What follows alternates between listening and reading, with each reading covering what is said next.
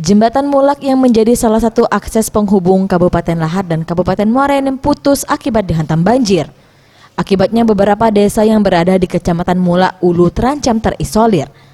Warga pun terpaksa memutar jalan ke Muara Enim jika ingin menuju kota Lahad.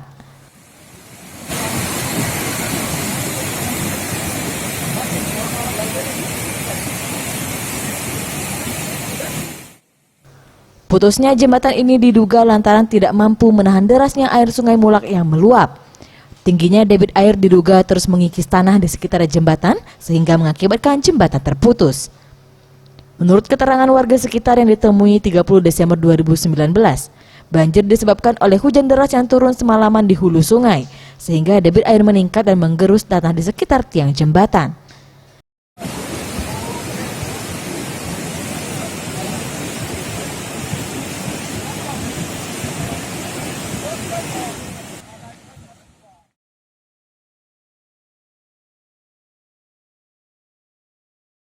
Ya, jembatan ini sangat penting buat daerah sekitar sini karena menghubungkan daerah Kecamatan Mulak Ulu dengan Kabupaten Lahad dan sekitarnya.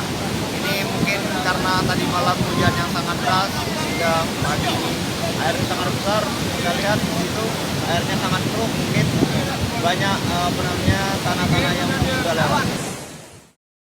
Warga masih menunggu upaya dari pemerintah dan dinas terkait untuk menanggulangi putusnya jembatan yang menjadi akses bagi masyarakat sekitar. Tim Liputan Sriwijaya TV.